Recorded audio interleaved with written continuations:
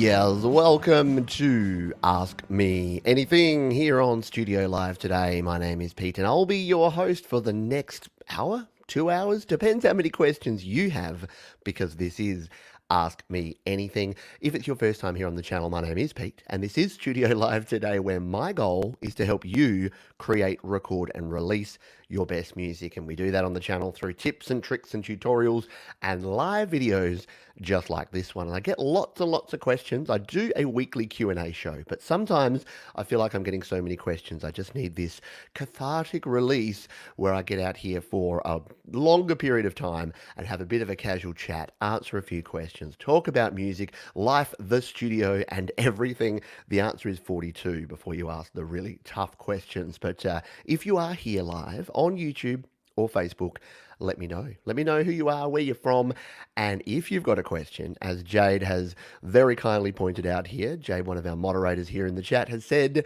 if you've got a question, please put question at the beginning so that I can find it, because what I find is in these live shows, there are a lot of folks having a chat, which is awesome, and if you're helping each other out and having a chat about various different music and recording related things, that's super cool, but if you do have a question, you want to make sure you get my attention. If you put question in front of it, that's really going to help me out.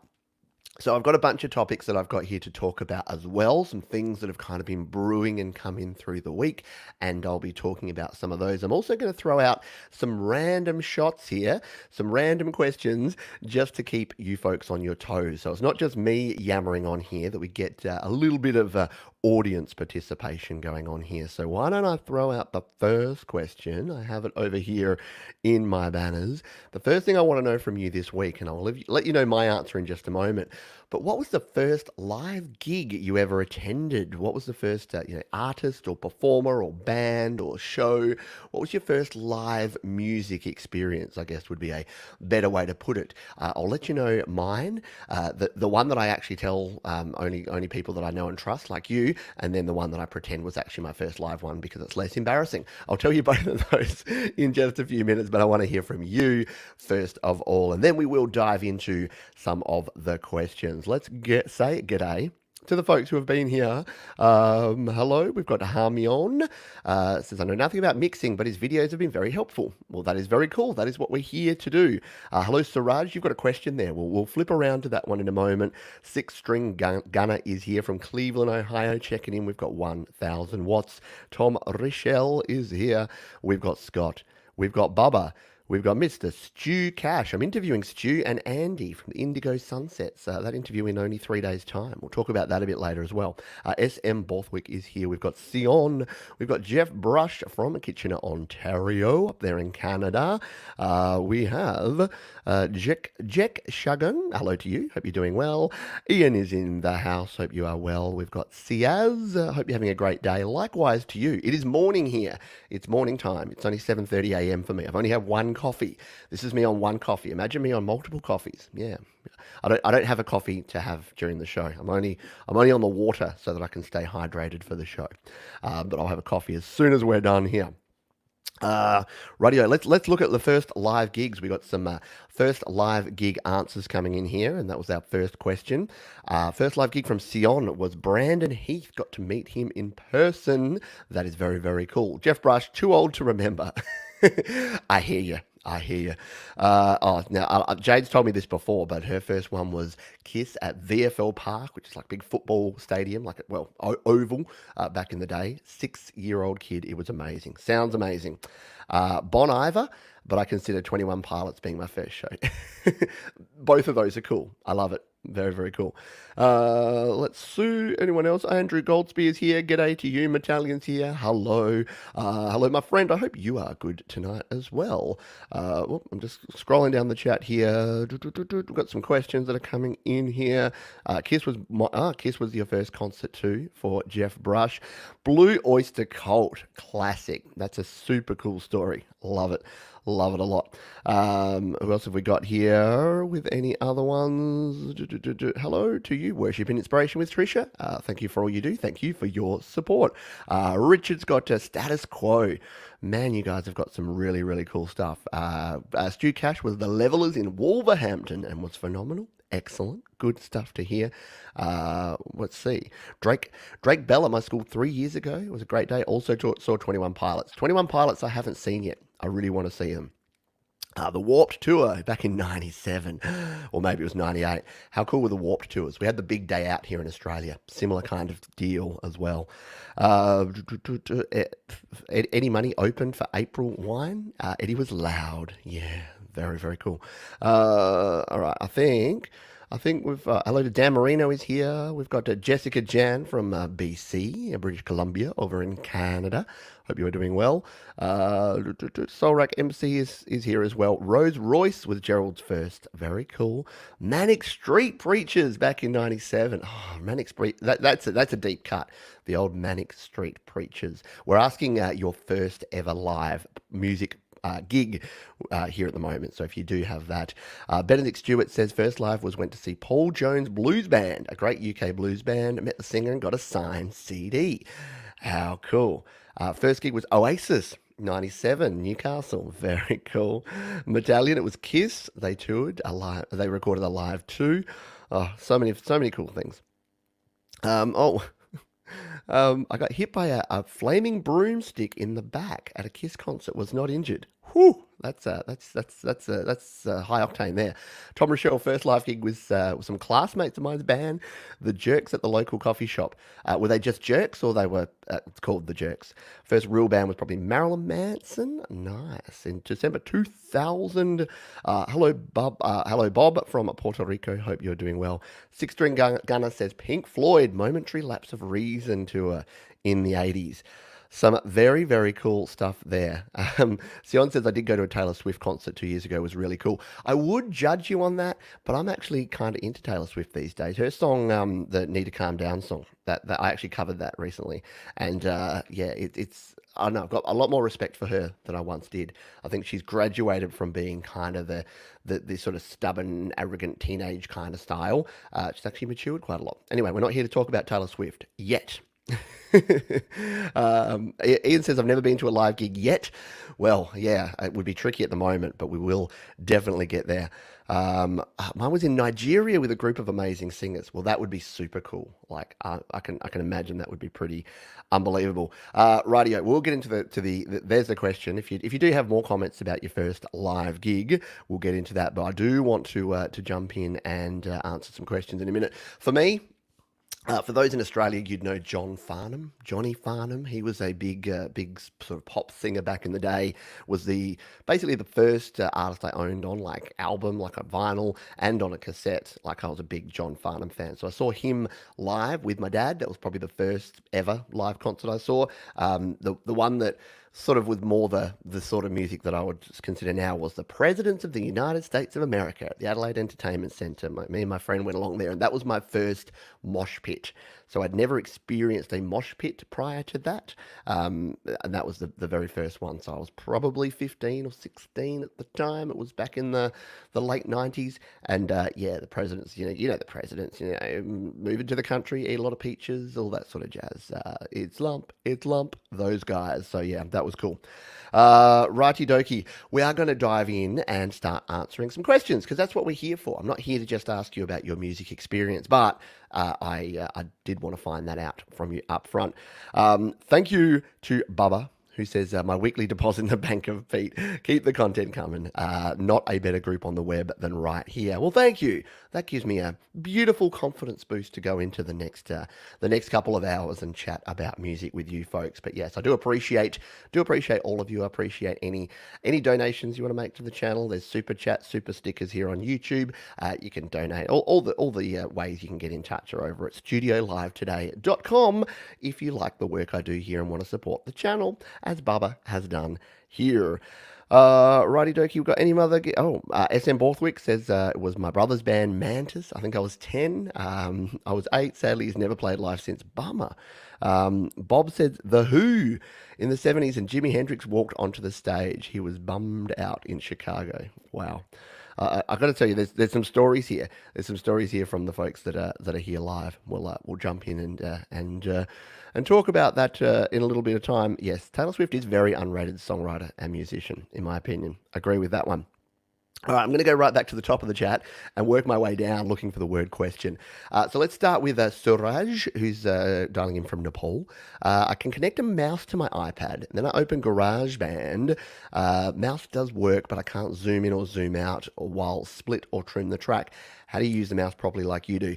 Well, here's a little secret for you, Suraj. The mouse functionality on the newer iteration of the mouse. So, just to give you a bit of background, iOS 13 they added mouse support, and it was kind of an accessibility function. I actually liked the way it worked. You could sort of scroll around and do some things a bit easier. They then updated the mouse functionality on iOS, and in my opinion, it kind of got a bit worse. I won't go into detail because we've got a lot of questions here, except to say that I am going to revisit mouse and keyboard connections because I get a lot of questions about this, about how to set up your different buttons to do different things. Zooming does seem to be the hardest thing though. So if anyone's got any zooming tips for Suraj, to be honest, I reach out and just use my fingers and pinch to zoom still. So if you see me zooming around when I'm using the mouse, it's because I'm using my other hand to reach out and actually do the zooming. So yeah, apologies that I can't give you any more info than that. But thank you for the question. And yeah, like I say, I'll be doing some more videos on that soon. So watch this space. Let's scroll on down. I've got a question from Love Buzz the band. Love Buzz is a really cool song from Nirvana's Bleach album. I think I said that last time I saw your name. I'm about to release an EP, and I don't know, want to know, don't know, want to know. And you don't know, want to know. Maybe reiterate that question and let me know what you don't know or what you want to find out about releasing an EP. I am ranting about releasing music later in the show, so that might help you out when we get to that one. Scrolling down to see if we find any other questions. By the way, reminder, put the word question in front and that will really help us out. That'll help me find that one. Did notice a question here from Gerald. I've been up in the air about the M Audio 19214 or getting a mixer at a lower price interface. What do you think? It's for my home studio centered around my Akai Force. So it's a really good question. And for those, maybe those in the chat can provide your feedback as well. My journey has been this. I started with like a little 1-channel audio interface, upgraded to 2-channel, then up to 4-channel. So my last audio interface was the UR44 from Steinberg, although I now have a UR22C, the updated 2-channel version from Steinberg. I then bought a mixer, but it was one of those entry-level mixers. It's a Samson MixPad. It's back there. Yeah, you can see it. That one. Samson MixPad. So that was a good mixer. It was only 16-bit though, and only mixed down to stereo. So eventually, what I went to is what I'm using right now that you can't see because it's what this audio is going through. That's my Zoom LiveTrack L8. I love my Zoom LiveTrack L8, and I probably will continue, at least for my live streaming, I'll continue to use a hybrid mixer interface setup ongoing. So yeah, if you're up in the air about whether to get a mixer or an interface, if you're doing live stuff, or if you're recording multiple inputs at once and you need to do things like EQ and adjust volumes on the fly, then a mixer can definitely be good, especially one of the higher end ones like the Zoom, which actually has the ability to record individual channels as well. I find that super handy. There's other ones. Presonus make the Studio Live series. Behringer make the X Air series. Yeah, the M Audio one I'm not familiar with, but it sounds like that's the same sort of thing. So that is definitely the kind of the ultimate.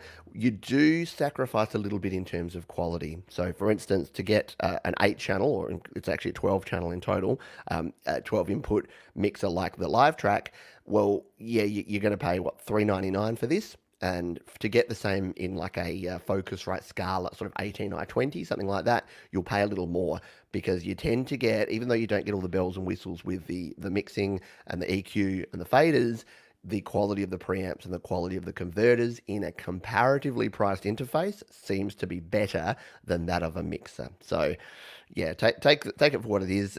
But yeah, there is nothing better than a little single channel or 2-channel interface, especially for just convenience, portability, ease of use on the go. So hopefully that helps throw a little bit of info your way. And yeah, good luck with your purchases. If you are purchasing, got to throw in the plug, don't I? If you are purchasing, you can use my gear guides. right. So all of the stuff I recommend in this show and in general is there, studiolivetoday.com/gear. If you go over there, you will find all of my gear recommendations. Righty dokie, let's move on. We'll scrolling on down to see if we've got anyone else that has a question. I saw a question here. It doesn't have a question in front, but do you know how to upload SoundCloud songs to YouTube?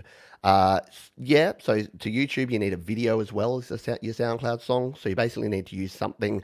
If you're on iOS, I would use something like iMovie or LumaFusion if you want something a bit more upscale. I also like the Visibel app for turning audio into a video visualization and then uploading those to YouTube. So you can't just upload audio to YouTube. It's got to be a video. Get yourself some sort of video editor and upload, and that's a good way to go. Excuse me. We'll continue down. Just looking for the word question. Hello, Barry. Is Logic Pro coming to the iPad? What's Apple going to do about GarageBand on the iPad? I don't know. All up in the air. I talked about that on some recent shows around Apple moving to the new chip that's going to be on their Macs and that's going to be able to run iOS apps. So yeah, there's some big changes coming in the world of iOS, and we'll see how that will go. But yeah, we don't know at the moment. We've got the follow-up question here. Question, Love Buzz the Band. I'm about to release an EP, and I don't know if I want to pay $20 just to put it on Spotify because I don't really have a fan base yet. What do you recommend? Well, it's interesting that you ask this one. So what do I recommend? So there's two different distributors that I currently use and have used in the past and kind of recommend. So when you're releasing music to Spotify, Apple Music, iTunes, Google Play, all the places, DistroKid is still my recommendation. It is $20 a year. So $20 for unlimited uploads of albums, EPs and singles. And it is just the most convenient and easiest way to just get your music out there. Now, the caveat is, as you're mentioning here, it's $20 a year, and that's kind of an ongoing cost. So you do need to be prepared that for as long as you want your music out there, you're going to be paying that $20 per year. Now, hopefully, you end up getting a bunch of streams and a bunch of purchases, and you can pay for, and then some, the $20 a year that you're paying. If you just want to test the waters, I actually recommend a service called Amuse, amuse.io. There is a free plan and a pro plan. Now, I've actually Amuse just reached out to me and they've offered me a trial of the pro plan. So I will be testing that out here on the channel. I know I did a video a while ago and folks said, hey, what's the deal? Is it worthwhile getting the pro account? I'm about to find out, so watch this space for that. But Amuse, a free service you can upload. Now, the caveat there is you can only upload one thing at a time. So if you upload your EP, it sits there. You can't upload anything else while it's processing, and it takes about 30 days to actually go through the whole process of uploading and releasing. They're also fairly strict around things like the audio files and the album artwork. Now, if you want to learn how to do all of this stuff, I've actually got a couple of videos. If you just search my name, Pete Johns, and Amuse, you'll find a bunch of videos. There's my experience releasing with Amuse, and there's a comparison of Amuse versus DistroKid if you want to find out why would I pay the extra $20 a year when I can do it all for free. So hopefully that helps you out. And yeah, for anyone else that's looking to distribute music, I've got a wee rant coming up later in the show that I'll talk about. A question from Jade. You posted a photo of you and Ben Folds this week. How did that come about? He's such a nice bloke. He is a nice bloke, yeah. So for those who follow me on Facebook, and if you want to follow me on Facebook and Instagram and Twitter and all the places, head over to studiolivetoday.com. On the front page there is all the ways you can follow me and keep in touch. But this week, yeah, I did. I was feeling a bit nostalgic because here's the deal. I've seen Ben Folds in concert at least 4 times, maybe 5. He comes to Adelaide a lot. He seems to like Adelaide because he lived here for a while. So when he came to Adelaide in 2018, he was doing his Paper Airplanes tour, and this was a really cool concept. So I loved the show. So that the concept was that he would be on stage, and during the intermission, so he did his first set, there was an intermission, everyone was given bits of paper, and you would write a request on the paper. And then when you came back after intermission, he'd go 3, 2, 1, and everyone would just throw from the balcony, from the main part, all of these onto the stage. And then he would at random walk around this stage littered with paper planes, and he'd pick one up and he'd play that song by request. So it was a super fun show. And because my wife is awesome, she actually bought me a ticket for the VIP session that actually happened before that. So you may be aware that a lot of bands and a lot of performers are doing this these days because there's not as much money in selling music these days. Bands are finding other ways to monetize. And what Ben did is, I think the tickets were about $100 each for the show, or $80. It was, I think, 300 and something for this VIP experience. But I got to go there beforehand. We got a private sort of sound check with Ben. He then did a Q&A session, and then we all got a signed songbook of his latest album. So that's very, very cool, and that is something that is a prized possession of mine now. So the picture I shared was of me and Ben. Let me see. I should probably just find it, hey, and show you. For those who don't follow me on Facebook, I'll just see if we can locate it. I realized I have the power of the internet right here at my fingertips. I could probably actually show you this stuff. Where are we?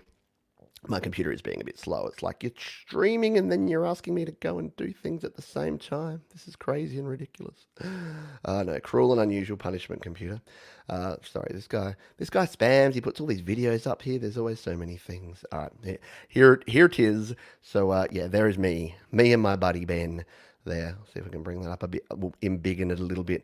But yeah, there was me getting my songbook signed by Ben Folds, which was very, very cool. A cool experience for sure. One of the better live music experiences that I've had in my time. Alrighty, let's move on because we've got a heap more questions to get through here. Question here from Richard McCutcheon.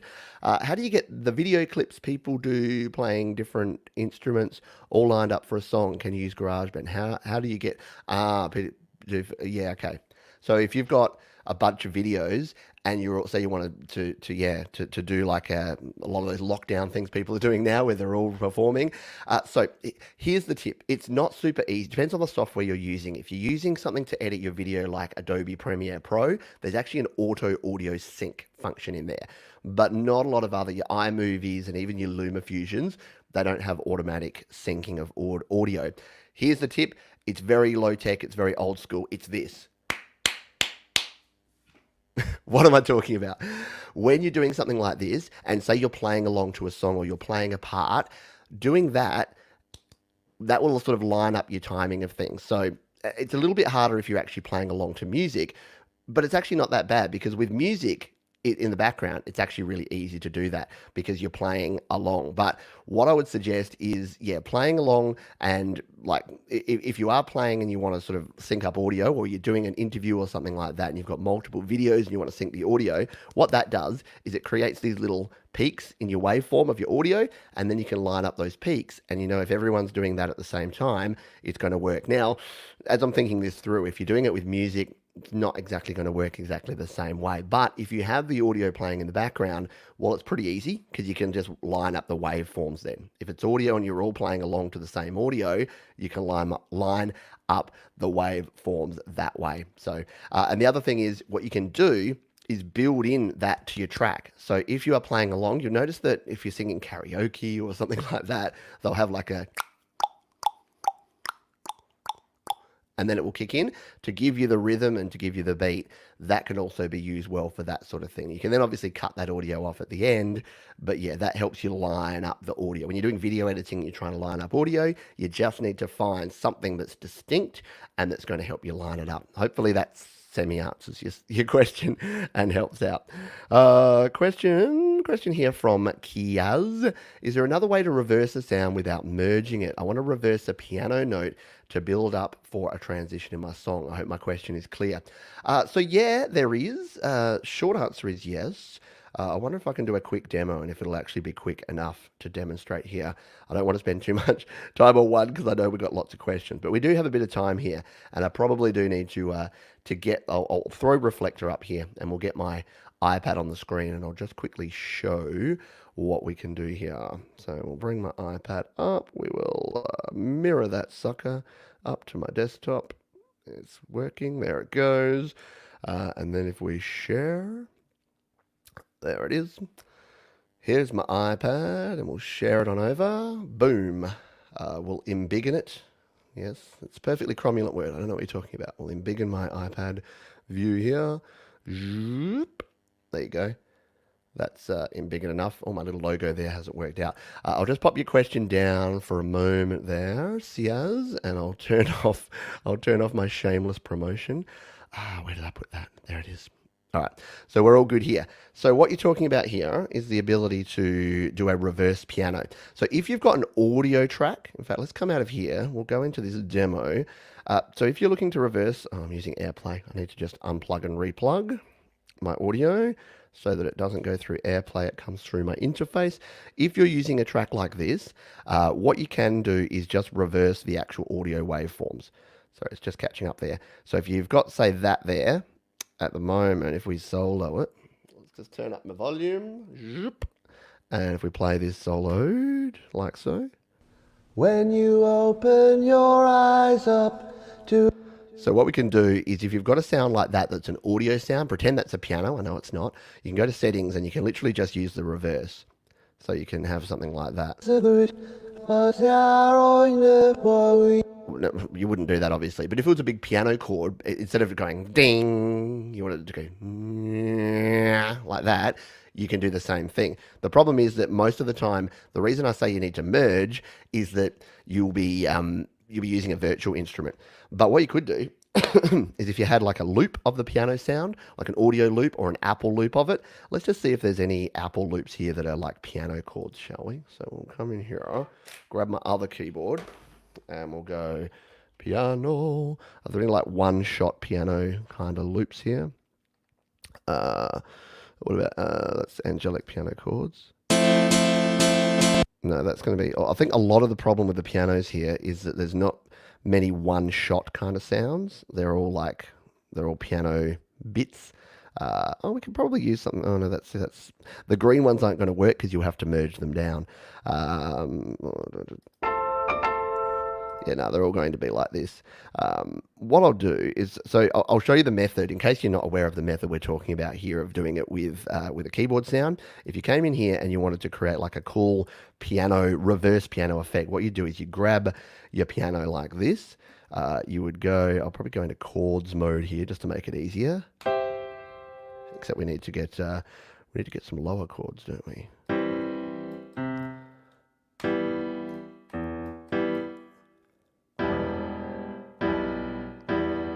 All right, we'll go with something like that. Let's just hit record on this. Oh, why won't you work record? There we go.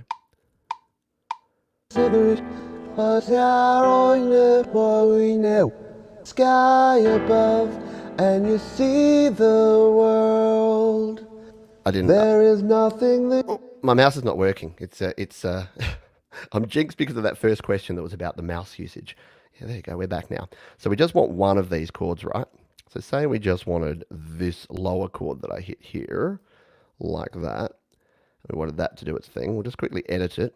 Boom, boom, edit it. Get rid of this little mistake that I made here, delete. And I didn't need that bit there. All right, what's that going to sound like? Above, and you see the... Yeah, we don't need that part either. We'll just make that go all the way through. All right, what am I doing here? Well, don't worry, we'll get to the point in a moment. I'm probably answering this question in a bit too much detail, but it's a bit fun. So we'll just solo this piano. So the method that we're talking about here to create a reversed piano effect is that we merge down this track to audio. So we just tap the merge there. We merge just that piano sound. So now we have this, right? So if we solo just this track, it's going to be this. And see, it's got that sustain on there. What we can do is if we just split off the end here, like that, we can turn this into a cool little build-up crescendo thingy. So if we grab this now and we go into our settings, you can reverse that, right? And then you get this kind of effect. And then you kick into whatever you're doing. Isn't that cool? Like, yeah, reversing sounds can be cool. You can use it with a cymbal, like a cymbal crash. A reverse cymbal crash sounds epic. Reverse piano chord sounds epic. You can try it with a bunch of stuff. So, yeah, if you've been playing around and you want to do something like that, that's what you do. But back to the original question, the reason that you need to merge it down is that if you've just got a MIDI track here, where's the MIDI track?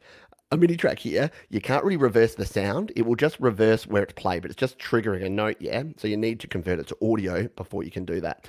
Alrighty, I'm going to get back here because I'll get too excited and get off track and start doing too many things. But hopefully that was interesting and answered your question there as well. Um, Jade also recommends Amuse. Pete will explain more, which I did.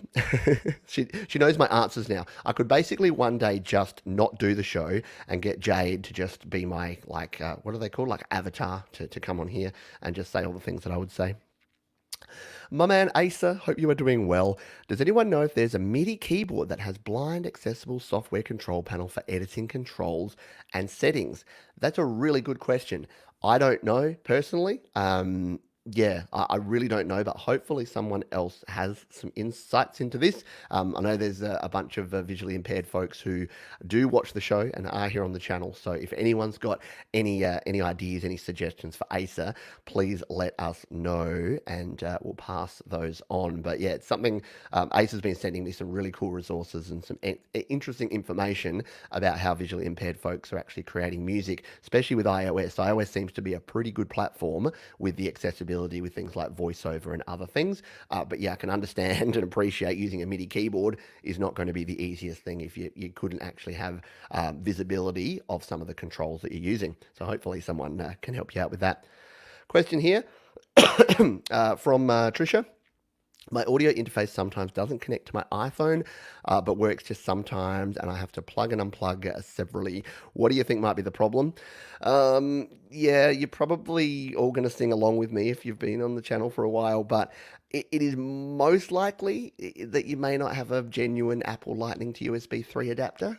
I'm just guessing here, but that sort of problem is indicative of not having the genuine article. Now, I'm not saying that to say, oh no, everything has to be genuine, but this one in particular, I've spoken about it before. The problem is that some of the cheaper aftermarket adapters, they're not made for iPod. They don't have the MFI chip in there, which means that especially when Apple update their iOS, oftentimes those other cables are no longer supported. So maybe confirm with us first of all if you have the genuine Apple adapter. The other ones work, but you come across things like you're doing here that they'll either just sort of stop working, you'll get this accessory not supported, or this accessory uses too much power, and then you have to plug it back in and it will work again for a while until it doesn't, and it does that again. So maybe just let us know if that is the case for you, and we'll troubleshoot from there. But that's the number one cause that I come across with issues like that. Bubba, I saw a question from you. I'm having to scroll back on up now because I get so far behind on these shows because there's so many questions that come through. I'll have to do a bit of speed questioning for a little while to catch ourselves up because I took a bit too long with those ones. Bubba says I'm having problems when assigning created MIDI files to different AU apps in GB. The files trigger the notes, but there's no closing of the envelope, like I have a damper pedal stuck open. Yeah, it's an interesting one. It does depend on the app. I have had similar problems as well. So I've had similar issues where, yeah, you move a MIDI file and it kind of just, yeah, like you say, it sounds like it's just staying open. You can see that the MIDI notes come to an end, but the sound just continues on. So I haven't found a solve for this. Usually what I do is if I close out completely of GarageBand, make sure I close the background apps that maybe be using audio, because sometimes what I've done is I've opened up the standalone version and then I've added it as an AU in GarageBand, and then it sort of causes all these weird and wacky problems. So at the risk of sounding too simple here, close all the apps, go out of GarageBand, come back in, and then retry. And usually, in my experience, that works. I've had that issue with things like Cleveground, not Cleveground, what is it? The Ravenscroft piano. Occasionally, that just gets stuck on. A few of those synths, like I can't remember the name off the top of my head. A few of the Cleveground synth sounds and keyboard sounds do the same sort of thing. And yeah, usually it's just a matter of going out, coming back in, and crossing your fingers and your toes. So sorry if that's not helping. Someone like Jade or Sion might have some more experience with that, or some of the other folks here may help out.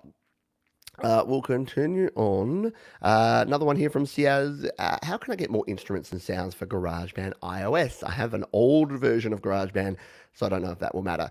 So yeah, the older version, depends how old the version is. You can go into the sound library and whatever is there will be there. So because I'm now set up, I might as well jump in here and show again. So if we're in GarageBand, boom, over here, and we go to add a new track, plus, and we scroll, we'll go the other way because I can see it right there. There's your sound library. So if you go into the sound library, you'll have all of these different sound packs. And what are there? There's like 16, 20, 19 separate sound library packs now. That's pretty insane. So there's a bunch of different sounds in there, and to get them, you just tap on them, and you'll here where it's got delete. You can actually download, and then that will add in all of those different sounds, heaps of different Apple loops and sounds and things that you can create with. So that's the way to do it. You can also import your own sounds. So you've probably played around with this before as well. If we come in here, we go back to the track view. You can use the Apple loops here, but you can also go to files and you can bring in anything you want here. Any file that you have, you can actually bring in any audio file. So you can do it that way. You can even bring little samples into your sampler and use those. So there's a heap of videos here on the channel. If you search my name, Pete Johns, and import or import sounds or import wave, something like that, you'll find a bunch of videos that should help you out with that one. Whoop, I've gone into live loops mode. There we go. So hopefully that helps you out there. We'll continue on here. Question here from Jessica Jan. In your opinion, is it possible to make sync quality tracks for TV with iPad and GB and hopefully talent? It's a really good question. If you're wondering about sync music is basically exactly as Jessica's explained. It's using for TVs, movies, podcasts, live streams these days, any sort of commercial application where people need music. So every reality TV show you hear, like I love American Pickers. And if you hear in the background, they've usually got like some sort of bluegrass or some rock guitar or something as they're as they're driving along the road. So that's sync music. Yes. So my short answer is yes. I think you can with an iPad and GarageBand. The thing is, it depends what you're plugging in, depends what sounds you've got, and depends, as you say, what your talent is. So, for example, if I plug my guitar in and I play guitar, I then use some virtual drums, like some drum loops and some virtual drums, and then you usually don't have vocals for sync music, but I add in some keys and I add in some bass. Is that going to sound any different in GarageBand iPad than it would if I had a Pro Tools rig and a Mac or a PC and did the same thing? Not really, because we're talking the same things. And I know I've ranted on this before, but it's all digital at this point. It's ones and zeros. So the quality of the sound that you're going to get, especially live recorded instruments, so your live guitars, your live bass, if you're going through an audio interface anyway, you can get some good sounds in there. If you're just using loops and samples, it depends on the quality of those. Excuse me. So if you've got high quality samples, high quality loops and instruments that you're using, and you arrange those in a creative and orally pleasing way, then yeah, I totally think you can. And there are people who are releasing songs, who are doing instrumentals and backing tracks, creating beats, doing all the rest of it just in GarageBand. The reason I think it goes back to the historic side when GarageBand didn't have that audio quality, but guess what? GarageBand now, it's 24-bit, 44.1 kilohertz audio. That's the quality that people are wanting for their sync music. So yeah, short answer, yes, I do. Righty, we'll scroll on down. A few comments as we go. We're talking Amuse. I hope Amuse stays free. I don't mind waiting a month. Yeah. So Amuse, now there's a pro version. They have kind of nerfed a few of the free stuff as well. Then yeah, we'll talk about that when I get access to the pro version, hopefully. And Plastic says that, yeah, $20 is cheaper than pressing albums back in the day. At least you're investing in good work to make it easier to share if your friends use such services. Yeah, I agree. I mean, I think, and I'll rant about it in a little while, as I've been alluding to, but I agree. I think that $20 a year is just amazing for anyone who's had to record and then distribute music, like actually press CDs or tapes back in the day. It's super expensive. So the fact that we can distribute worldwide for $20 a year is actually kind of ridiculous. Jessica Jan says, I use CD Baby, although you pay per release, there's a one-time fee forever, and I like that. Absolutely. CD Baby and TuneCore have those sort of options as well if you don't want the subscription model. And I'm actually more of a user pays, pay once forever kind of person usually. For some reason with music delivery, I don't mind the subscription model, but it's rare. For most things, I prefer just paying once.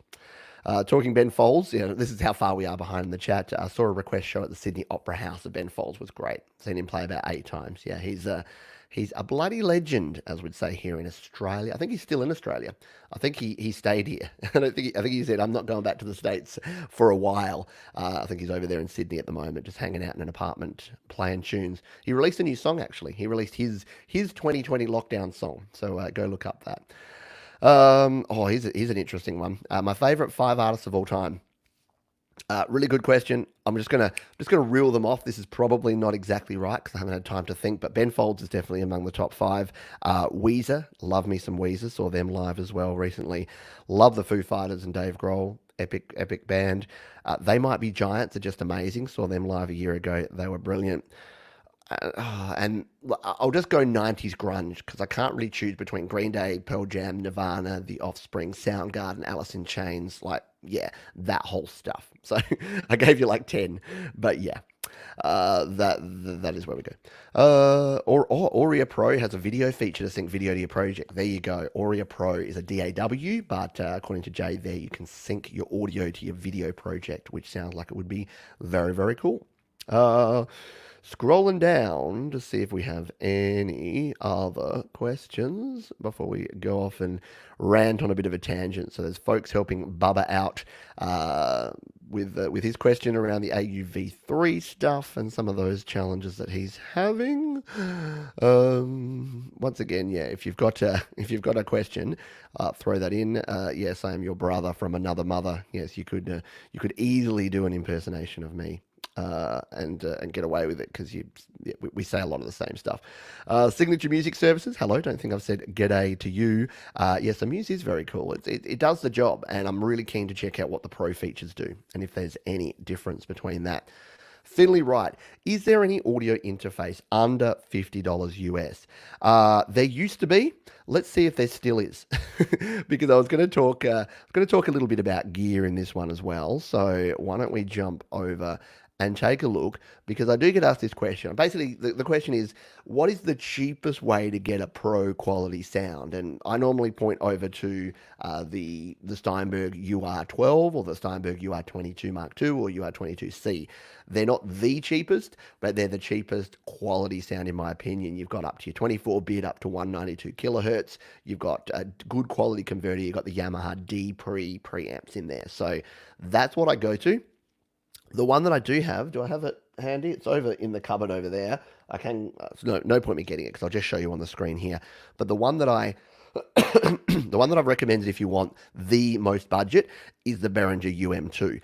Now, it has a few drawbacks we'll talk to as we go through here, but if we come over here to my handy dandy gear guide over here at studiolifetoday.com/gear, this is all of my recommendations. So you can see there right up the front, there is my audio interface of choice, the Steinberg UR22C.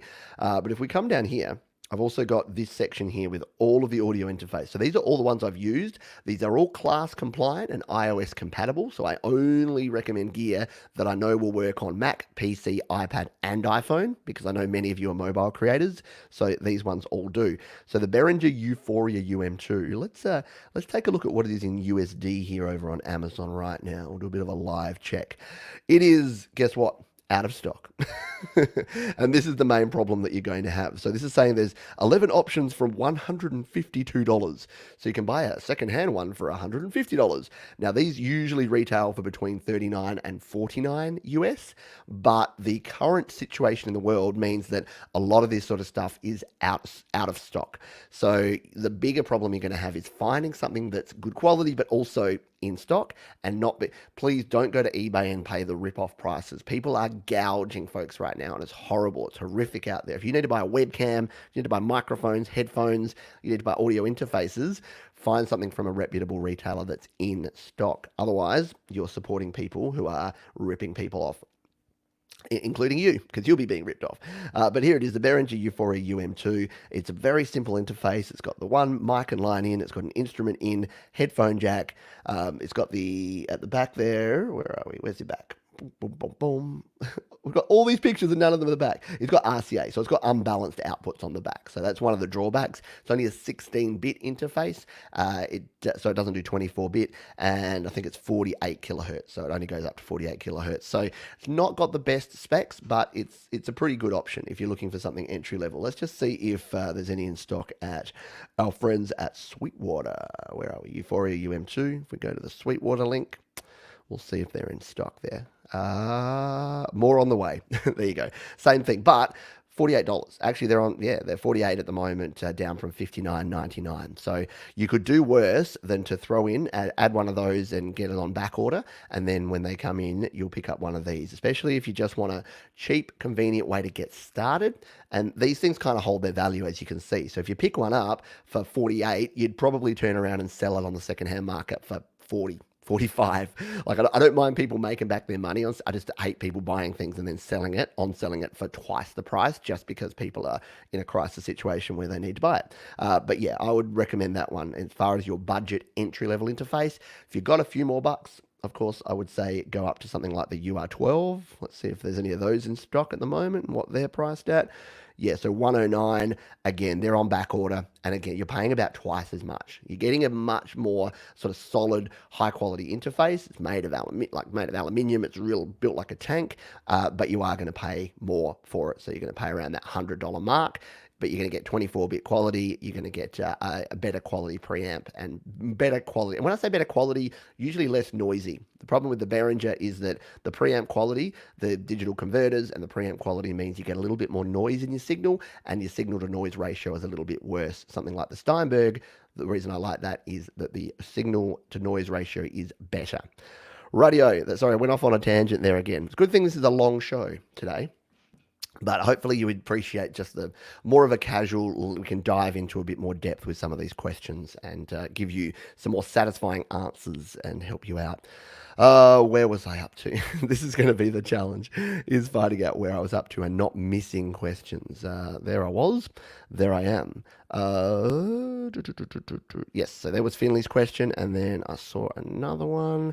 Trisha's just confirmed, yeah, I don't have the right Apple Lightning USB. And look, it's not, as I said, it's not a criticism. It's just something that a lot of folks do. I have them too. Don't worry. I've tried them. I've got every type. Sorry, I'm just off the mic. I've got every type of different adapter you can imagine over here. Just trying to find some of mine. Oh, I can't even get them. Yeah. Oh no, that's not it either. Hang on. It's not important. It's not important. I wanted to show that I have them. Anyway, I've bought all sorts of weird and wonderful dongles and things like this, all of which are not very good quality. Yeah, they're buried so deep in there that I don't have them anymore. But yeah, I know it's expensive and I know it's hard to get hold of in a lot of parts of the world. But if you can, yeah, I would grab the Lightning to USB 3 adapter. If you're not familiar what it is, of course, it's over here on my gear guide as well. So if we come down to, where is it? Lightning adapter. So the Lightning to USB 3 adapter. I think they're out of stock at Amazon at the moment. I did check stock. No, they're out of... Oh, they are. They're back in stock. There you go. They're in stock at Sweetwater. Now, I know you're not in the US, I don't think, from what you were saying before, Tricia. But for those in the US, they're back in stock at Sweetwater. And yes, they are $39. Oh, they have a demo model for $35. There you go. Score. US folks, if you need one of these, jump on that. that is cheap. That is a good price for that. But yeah, in other parts of the world, they can be hard to come by the genuine one, which is unfortunately why a lot of folks come up with the same problems that you're having there. Question here from Benjamin Kelsey. Hope you're doing well. How do you know if mixing or mastering is the problem? I've been told to check a mix on many devices. If it sounds good on one device and not another, how do I know where things failed? Thanks. What a good question. And speaking of ranting, I could probably rant for about half an hour about this very question. So what Benjamin's talking about here is referencing your mix on a bunch of different devices. And a lot of folks get told that, but they don't get told the second part, which is what do you do about it? If it sounds good or bad, what do you actually do about it? And most of the time it's a balancing act. So the problem is that if you're listening, so if I'm listening on my headphones here, these are pretty flat. Like these are my Sennheiser HD280 Pro. They're a very flat headphone, which means they're going to have a very flat frequency response. They're not going to overhype the bass or the treble or the mids. Everything's going to be pretty flat. So these are pretty good to listen to. But if I just mixed on these, they don't actually have, you do kind of need to listen on a device that might overhype the bass or that might not have very much bass. So if I took my mix to my car and I played the same mix, I might listen and go, oh wow, that bass is way overpowering. And then I need to come back to the studio. And what I do? Well, I'll turn down the bass. So I go into, usually it's around EQ. So I go into my EQ and I turn down the bass, either on the whole mix or on particular instruments that are kind of overpowering the bass sound there. And then I would do it again. So yeah, it's kind of a bit of a trial and error, rinse and repeat process. You are never going to get a mix that sounds perfect everywhere. What you need to do is try and get your mix to sound balanced, that it doesn't sound terrible on tinny little earbuds. So someone listening on earbuds is going to get enough bass to actually make the song sound good, but they're also, if you go and play it out on a big subwoofer sound system, it's not going to completely blow your ears off at the same time. So it is a balancing act. And I say bass because it's usually bass that's the problem. Treble frequencies and mids can be usually pretty easy to tame and get right, because most of the time the trebles and the mids sound pretty similar on most systems. Very rarely do systems overhype the treble or overhype the mids. A whole bunch of speakers overhype the bass because a lot of people like a lot of bass in their music. So yeah, that's sort of the light version of advice with that, is when you're referencing your mixes, go away and reference them. And what I suggest is just taking notes. Like, listen through and take notes and just be listening and going, okay, at what point does what sound like what? Then when you come back and you're listening in your studio or on your headphones, on your monitor speakers, you can find that place and re-listen to it, make a few of those adjustments, and then go back. The beauty part about mobile, where's my phone? It's in my pocket. The beauty part about mobile is if you're mixing on your iPad, you can throw it, the actual mix over to your iPhone, and then you can tweak while you're referencing. So you can just plug this out into your car stereo, into your home theater, to a Bluetooth speaker, and you can literally be making adjustments. Now, be careful. Don't go nuts adjusting based on non-flat monitoring spaces, but you can make those adjustments and then come back, plug it back into your home studio setup, and be good to go. So hopefully that gives you a few different sort of ideas. And the thing is, I should have said this up the front, but there's no right and wrong. Like, everything's subjective, right? There's no right, wrong, black, white, yes, no. It's all about just trial and error and trying to find that balance. And only through practicing and only through doing it a bunch of times and failing a bunch of times will you know what works for your music. And that's the thing. People say things like, Pete, what compression settings do I use? What ratio should I use for compression? What EQ curve should I use? And the answer is always, it depends. The reason that there's people that are mix engineers and mastering engineers and they're paid the big bucks is that they use their ears and they've got the experience because they've done it 100,000, 10,000 times. So for you, in the home studio, it's about doing the same. It's about practicing and learning and developing your skills, and eventually you'll be able to nail it down and it will be good to go. Question from Plastic. I'm in the process of learning remixing. How would you go about taking vocals to model a whole new song? Taking vocals to model a whole new song. So it probably depends on what exact sort of remixing you're doing. So if you wanted to take the vocals out of a song that has backing tracks, that has actual instruments in it, you can do that. It's a bit clunky to do. There's a few services online that do it. I did a video actually about removing vocals. If you search Pete John remove vocals, you'll see there's an online service that I've tested out. It does a pretty good job.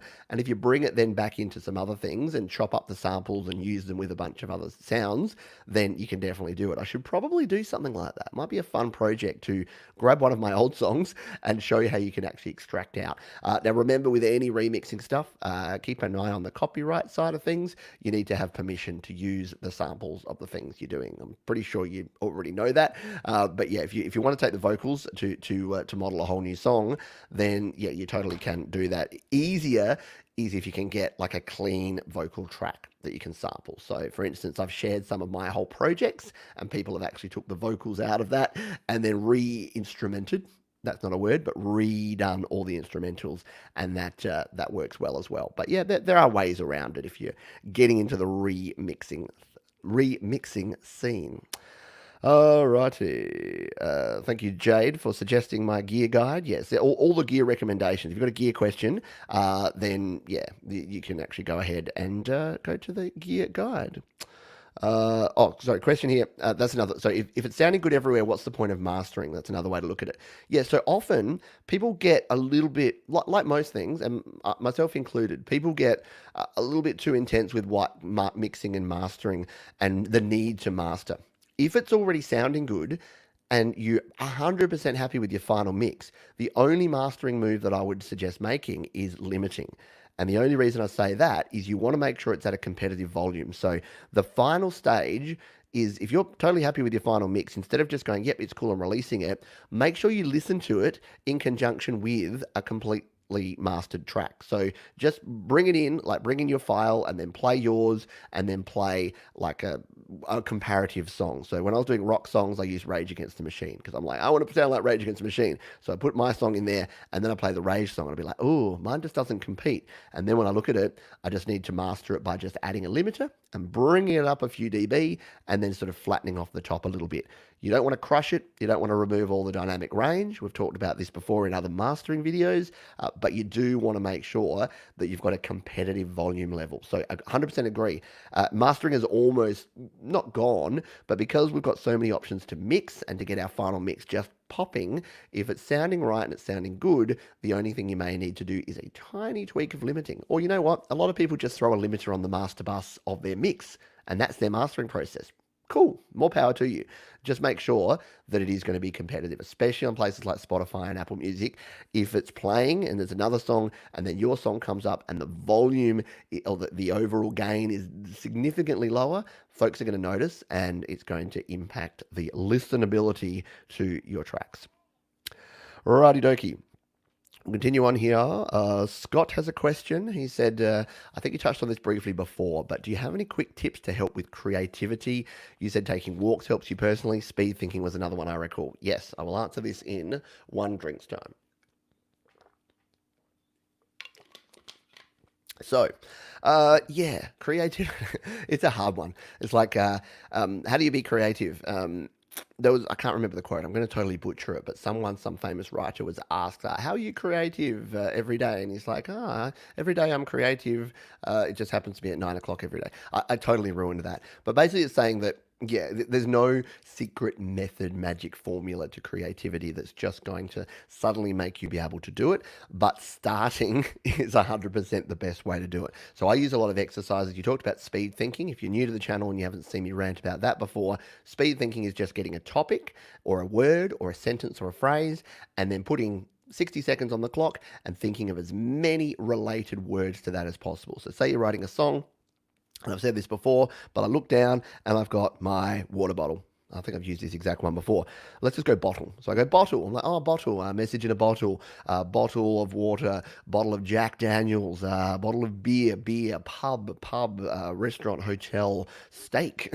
Like you can see, you can just let your brain, you let that subconscious part of your brain flow through and write down or type down or say into a microphone or your voice memos all of the different concepts. Then go back and review. And you'll find these weird connections that can sort of start getting you thinking about a concept as well. In terms of musical creativity, in fact, I'm about to do it again.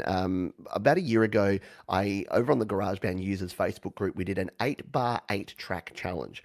See, the problem is that for a lot of folks, they get overwhelmed, myself included. A lot of people like me, you get overwhelmed by the fact that you have to do a song, like a whole song, right? You have to do, intro, verse, bridge, chorus, outro, all the different tracks, 20 tracks in like 4 minutes. No. If you're struggling creatively, just give yourself a small thing. So I've written like just mock jingles for things before, like a 30-second jingle or a 15-second jingle.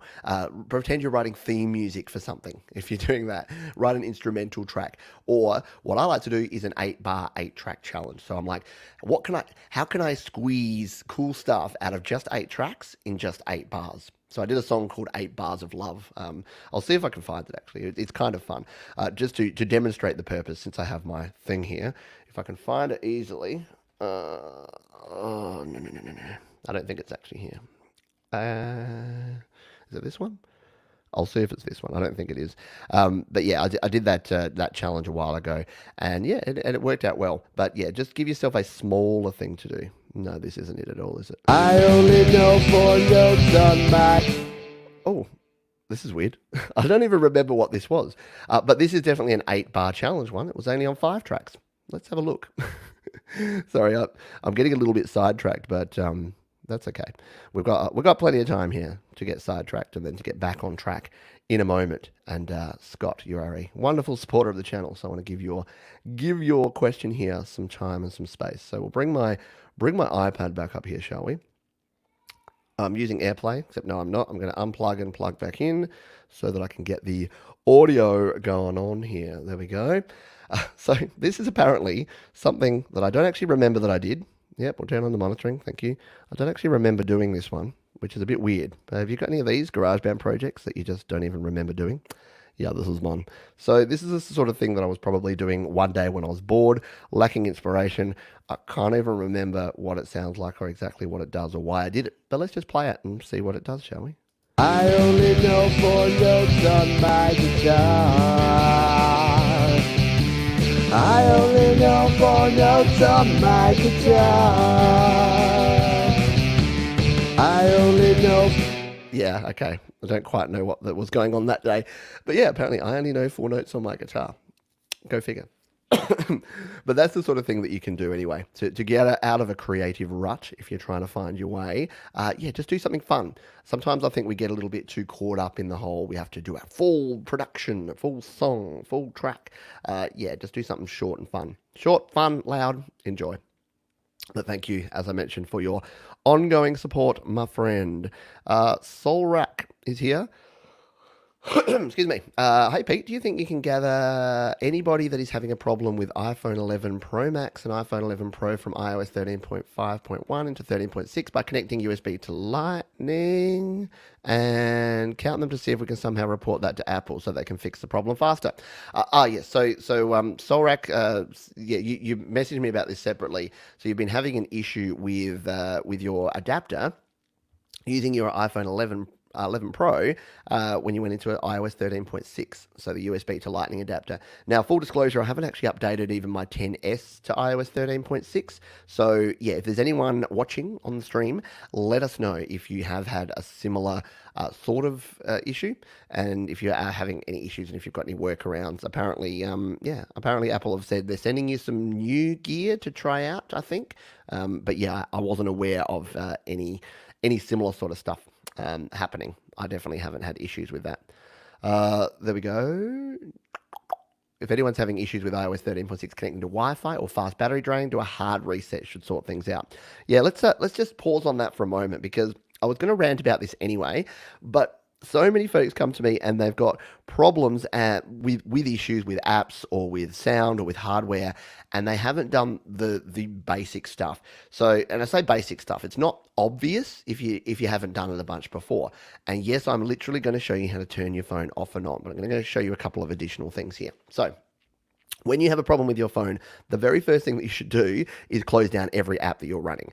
This just ensures that there's nothing running in the background that is actually causing problems. So if you, on your ones with a button, you double tap them and you flick them up on the 10S and the 11s, you slide up and then you flick away every app. Like, just get rid of them. They don't need to be there, right? They don't need to be sitting in the background. Flick them away. There you go. So that you're back to square one, right? So you've got nothing. If you go up, there's nothing running there. So nothing is causing problems in the background, and you know that much. Then you want to do, as what Jade's saying here, is a hard reset. So what's a hard reset? Well, you hold down, in the case of these, slightly different on different ones. It'll either be your power button and your home button if you have one, or in this case, it's the power button and the volume up button. So see what happens when I hold both of these down. It's going to do that. Oh, that's the power off. Why is that not hard resetting? Is it all 3 buttons now? Shows how long since I've done this. Let's just try all 3 buttons. No, that's still just going to power off. Hopefully someone can help with this. It'll do the same thing basically to power it off. But yeah, in the past, it has definitely been. On your other devices, it is definitely the home button, but this is not working for some reason. But anyway, you can still do the same thing by powering it off. Make sure you slide it, completely power down your device, and then turn it back on, because that is going to refresh and reset and rejuvenate everything, and you'd be absolutely stunned by how many issues can be resolved. I normally leave it off for about 2 minutes. I don't know why.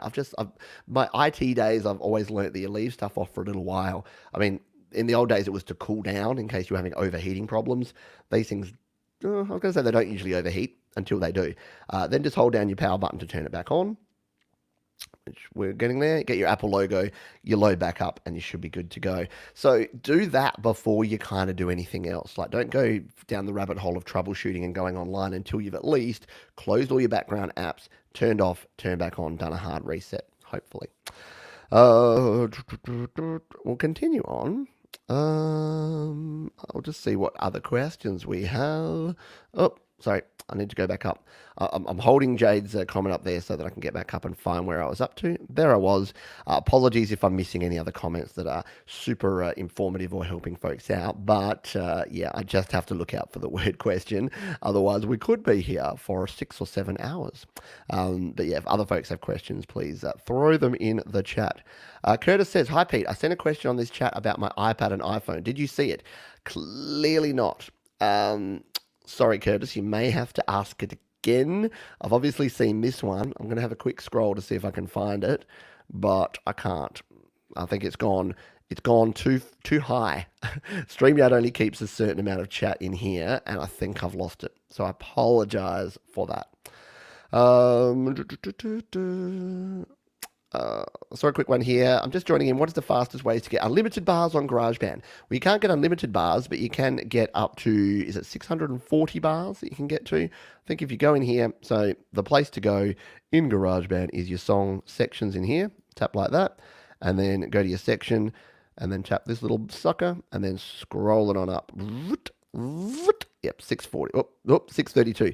Yeah, so 640 is your total maximum number of bars that you can get in GarageBand. So it's going to limit me to 632 because that original one, whoa, look at that. And it's just got that drum there the whole way through. We don't actually want that on this track. Go back to 1. All right. There we go.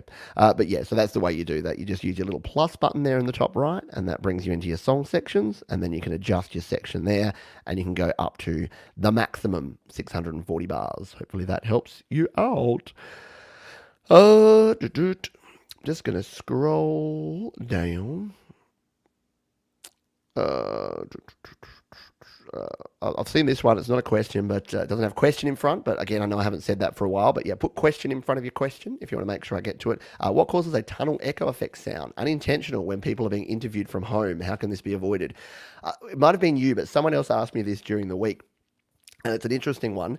So you might have noticed, like I have, that when folks are being recorded and interviewed and stuff, their audio is just awful. Like it's terrible. It's beyond terrible. And the main problem with that is that they're using either headset mics like this, which are not bad in themselves, but these coupled with bad internet that's compressing the audio quality going out can make things sound really bad. But the bigger problem is people are using these, but they're in environments that are not treated. Now, that's not their fault. Like they're out and about and they're in places. But the reason that you get a lot of that echoing is that there's a lot of like reverberations and there's a lot of things happening off the wall. So if you're in a space like this, I've got a little bit of echo going on here, which means if I get over here, you start hearing a lot more of the echoey rune sound. So that's one thing, is that they're not like up on a microphone like this. The further you get from a microphone, the more sort of background noise and echoing and reverberation you're going to get in there.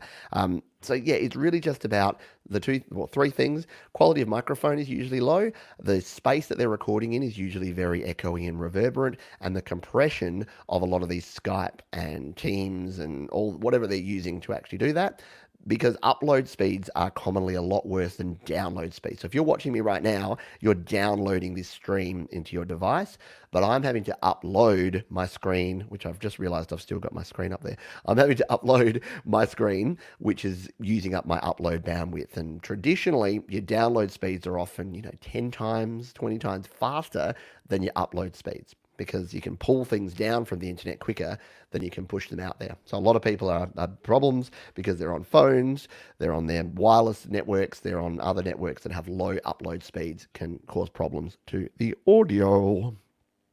Alrighty. Jade says, I'll be doing a show on Let's Unmix on my How To app. There you go. Let's Unmix. That sounds exciting. I want to check that out. Do check out Jade's channel, by the way. Make sure that you subscribe to Jade. She's doing a How To app series. It's super cool. Hello to you, Batfink Reynolds. I always call you Batfink Records. Whenever I see that, I think Records, but it's Reynolds. Righty. Jeff says, it's a great point. It's the whole song thing from start to finish that makes things tougher. 8 bars is less overwhelming. Yeah, totally. If you're feeling overwhelmed, if you're feeling like you're really sort of pushing stuff uphill, then absolutely just make it simple.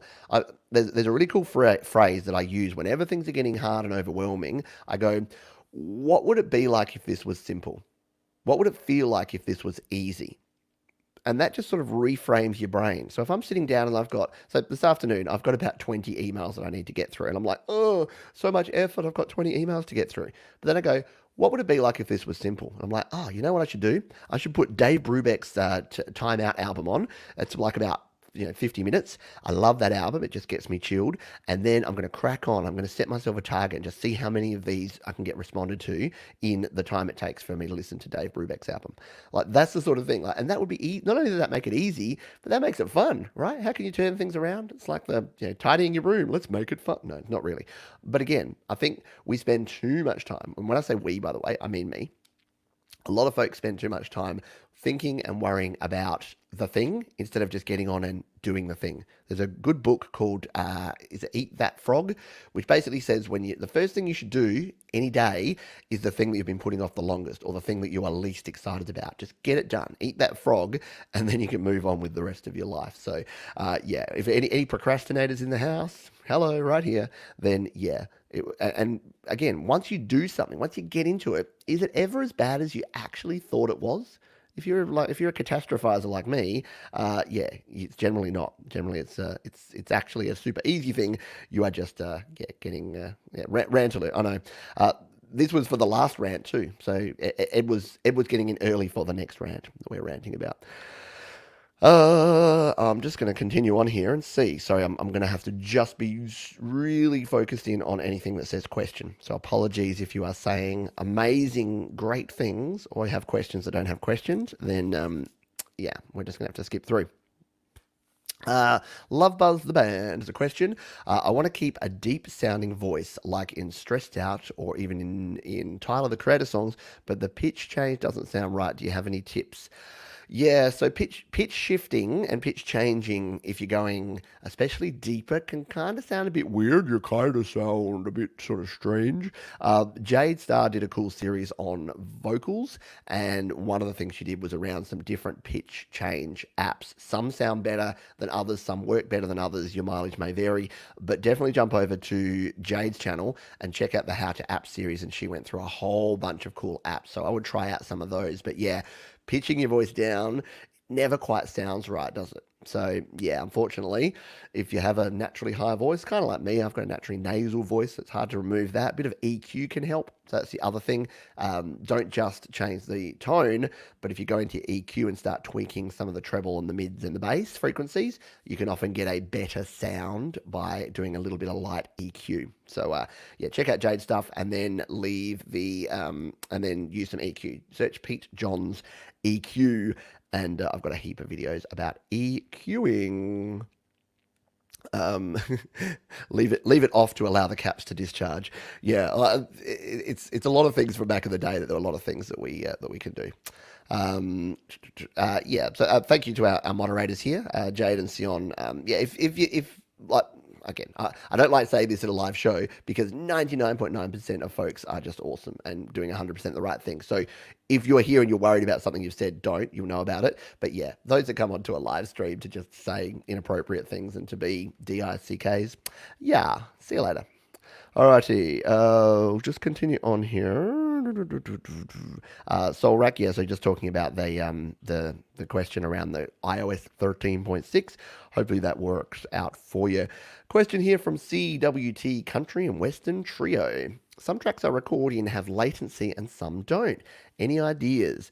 So let's talk latency for a moment. Latency can be a big problem. It depends. There's different latency caused by different things. So if you're saying when you're recording, you're getting latency, and depending what sort of software and hardware you're using. So for instance, plugins can affect your latency. So in GarageBand in particular, since we have GarageBand up here, why don't we just give this a go? Oh, I don't have anything plugged into the mic, so it won't actually work. But I'll just show you what I'm talking about here. If we came into the microphone and we went to, we'll go to the settings here. So you'll notice that we've got things like pitch control. So if we turn pitch control on, that instantly adds about a quarter of a second of latency. So a lot of plugins, because they're having to process it on the fly, they're going to add latency. So the number one tip for reducing latency is to record clean if you can, and record with zero latency monitoring through your hardware, through your audio interface if you can.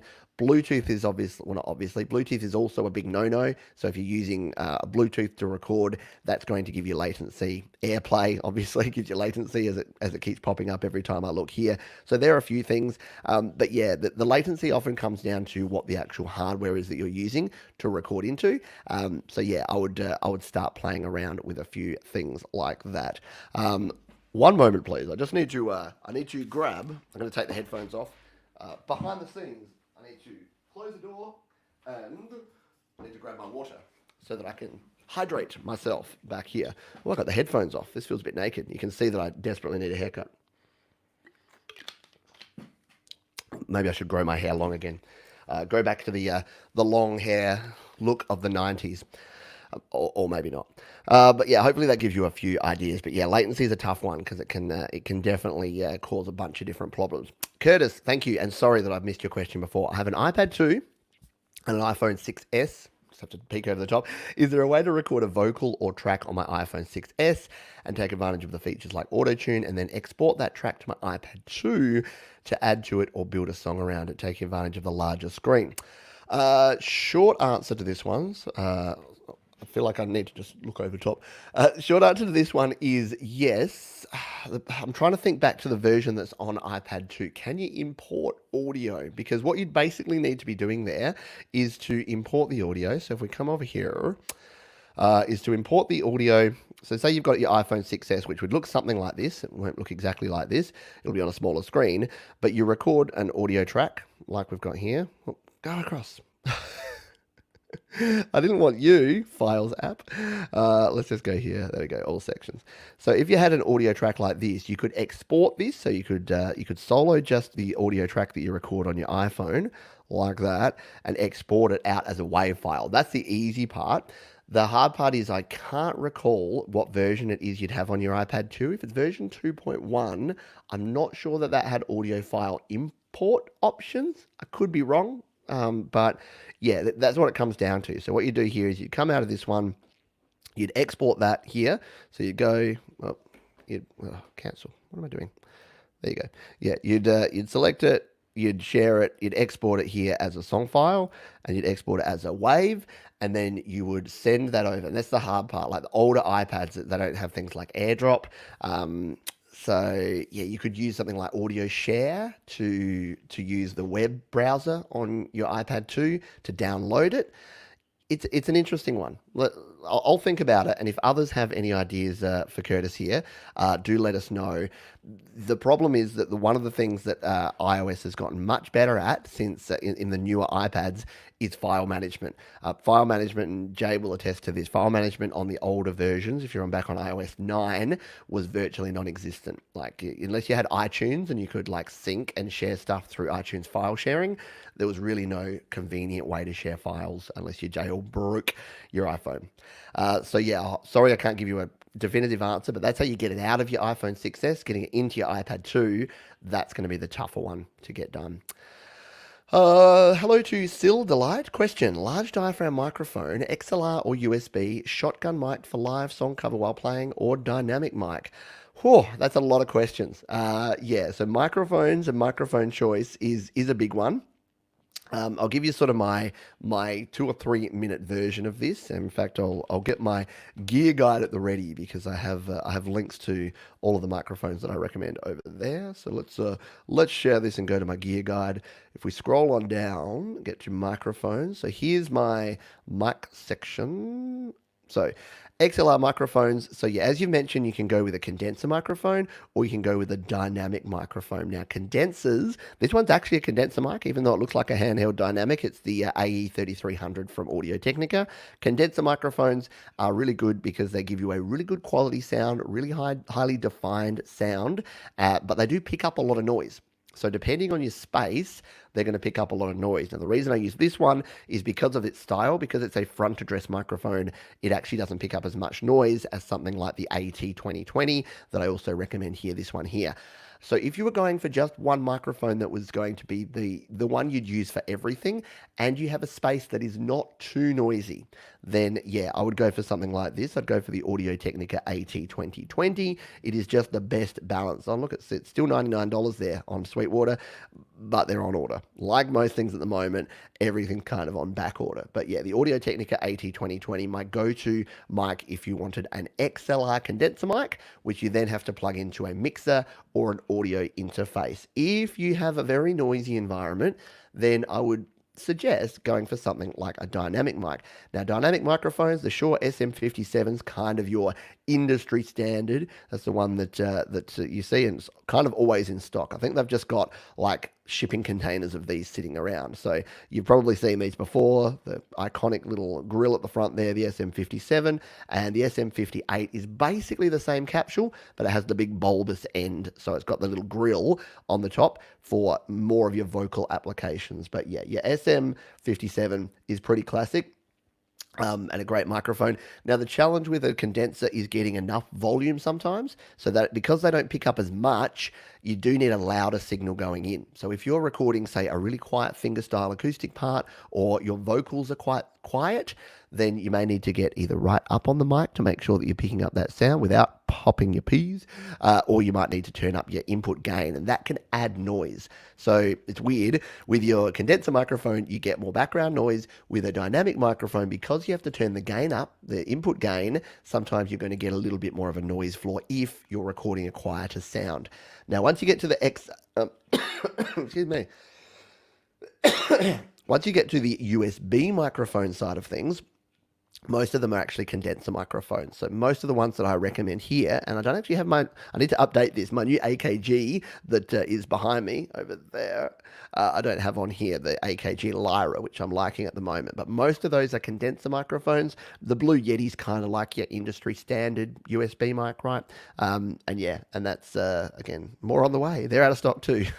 Out of stock of everything. A little bit pricier because your USB mic has everything built in, right? So it's got the audio interface and everything built into the microphone. So that is your other option there. There are USB dynamic microphones. Samsung make one, the Q2, which is quite good. So there's other options there. Shotgun mics, I don't have a heap of experience with, except to say that the cheaper shotgun mics don't seem to work very well. I've tried a few of the cheaper ones.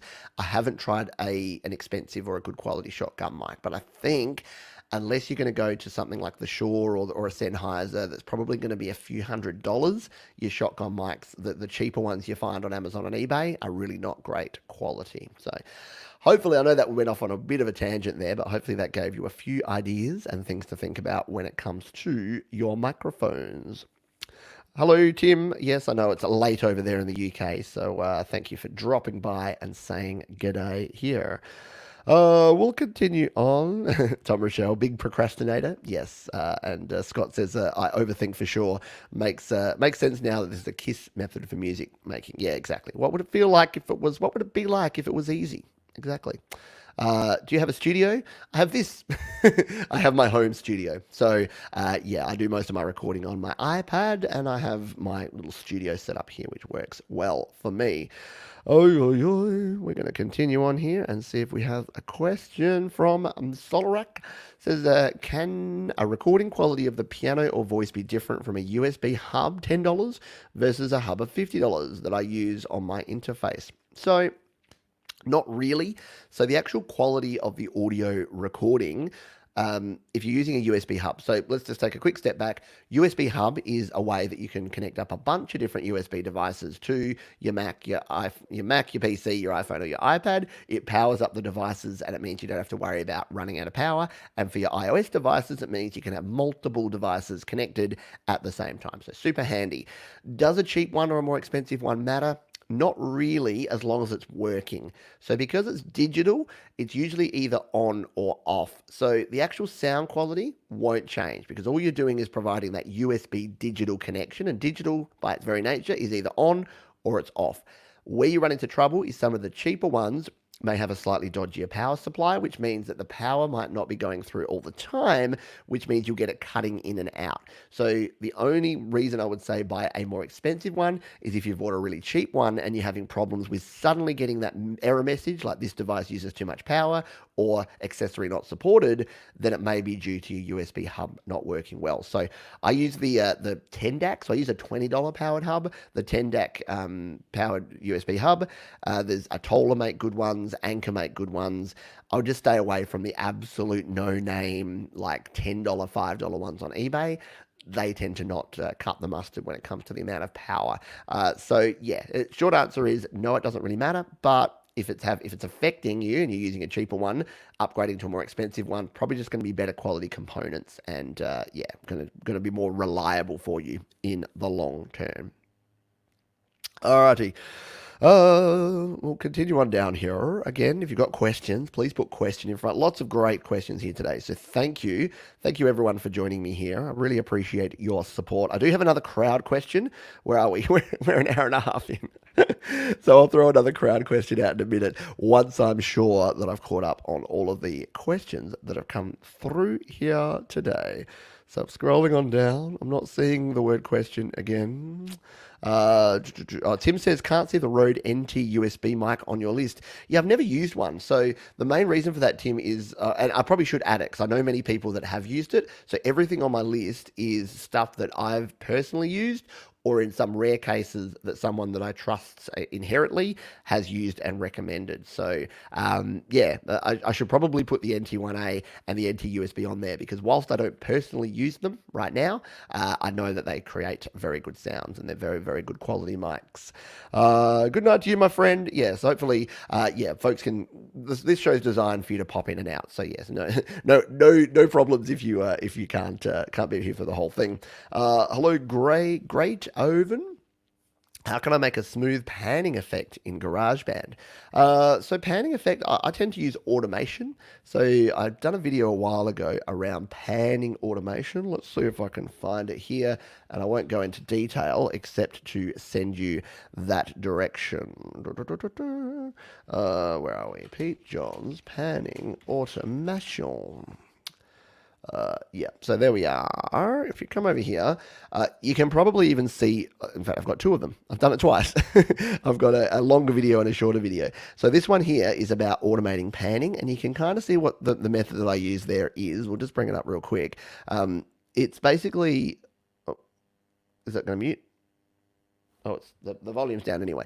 So yeah, you're basically going to use two different tracks here, and if we sort of skip along, I'll just sort of show you what we're looking at. So if you skip along here, you're going to create two different tracks with the exact same sound, and you can see what we've done there. We've basically made one pan from the right to the left and one pan from the left to the right. So you put one track hard left, one track hard right, and then by decreasing the volume on one and increasing the volume on the other, you get a nice smooth like panning effect. So your sound will sound like it's going from the left over to the right, and then you can make it pan between those. So yeah, that one works well. And Jade is a legend. She has put a link in the chat here. So go ahead, grab that one and check it out after the fact, and you'll be able to see how to automate your panning, and hopefully that helps you out. Yep, Scott's jumped on it too. Got a bunch of folks helping out here. Good question here from Italian58. When will Your Music Live be back? I didn't see it on this weekend's list. Yeah, so I'm taking a break. So Your Music Live, I've been doing the last 6 weeks, and it's usually in this time slot. I sort of mix it up. I did Ask Me Anythings for about 6 weeks. Then I did Your Music Live for about 6 weeks. I wanted to do this because I've had a bunch of questions. There's been a bunch of things that I wanted to talk about, and this usually gives a good opportunity for folks to jump in and ask those more in-depth, detailed questions here. So wanted to do the Ask Me Anything today. Your Music Live will probably be back next week on the list. So yeah, this Saturday morning I'll be doing Your Music Live. I just needed, to be really honest, I needed a bit of a break. Your Music Live is quite intensive, and I've had a pretty big week across the board with creating and with a bunch of other things going on. So I needed a little rest. This is a show that I can do that doesn't require a bunch of preparation, doesn't require me to be using OBS and playing and stopping and jumping around and updating things. So yeah, I just wanted to do this one here today to help folks out, but also to give myself a little bit of a breather. So yeah, hopefully, yes, you can stick around because we will have another Your Music Live. I know they're a lot of fun, and if you haven't seen those shows, you can check out the last 6 episodes over on the channel. And if you do have a song that you want to submit for a future Your Music Live, you can just email me, pete@studiolivetoday.com with YML in the subject. Alrighty, I think I'm actually caught up with my questions. So what we're going to do is well, I'm going to go with our next viewer question. So let's throw this up here. We'll go into my AMO. Here we go. So I want to know this. What was the first recording software you ever used? So I'll tell you about mine in just a moment, but I'm keen to know what was your first, I guess, digital recording experience? Like what platform was it on? Did you rock it on the Atari ST back in the days? Were you a PC user like me? Use the Apple? Was it on Mac? Was it on an iPhone or an iPad? Like were you new school where you got your first start on the iPad or the iPhone? Would love to hear you if you're here live. And if you're watching on the replay, by the way, do let me know down in the comments if you've got any other either questions that we didn't get to on the show today or that I missed for whatever reason, or if you want to answer some of these audience participation questions, then go ahead and let me know as well. But yeah, what was the first recording software you ever used to record your sounds? I've talked about it before, but I'll give you my quick rundown of what I used. So, very early on, I literally used a tape deck and hit record and would record my sounds. Yep, a lot of folks who are sort of in their 30s and 40s and 50s or older probably did the same sort of thing. So that was sort of my first recording. I then got myself a Tascam 4-track tape recorder, the Tascam Porta Studio 424 Mark II. It was awesome. I loved it. I then sold it, and now I'm very sad that I don't have it anymore because it was a very cool little 4-track tape unit. But before even that, I kind of had a foray into digital recording. There was an application called Band in a Box, which was exactly what it sounds like. It was a band in a box. It was you could queue it up, and it would play backing tracks that you could then sing over the top or record over the top of. So you'd basically go in there and you go, select your style. I want it to be singer-songwriter style. I want it to be at 120 BPM in 4/4 time, and I want the chord progression to go C, F, G, F, C, A minor C. And you'd line all that up, and then you'd hit play, and it would play that back. And the very first song, like full song that I wrote, was actually based on a poem that I wrote in year 9 back in the day. So what would I have been, 13, 14-year-old Pete? It was called Trapped, and yeah, it was. I don't know if I have it. It's probably somewhere in some of my school books somewhere, but yeah, I don't know where it is right now. But I'd love to be able to find it. If I ever find it, I'll maybe play it to you one day because it's yeah, it's interesting to see where it all came from. So Bands in a Box was first. I then moved into Scream Tracker. So in my teens, when I was into like the PC demo scene, everyone was doing tracking, which is based on the old Amiga fast tracker, so mod files or S3M files. If anyone was into the tracking scene, it was basically like programming a bunch of really crappy 8-bit samples using your keyboard, and you just had a big grid, and the tracks were represented by different grids, and you'd say, play this sample here, this sample here, this sample here. And it was a challenge, but it was pretty cool to see the way that you could actually bring things together using something like that.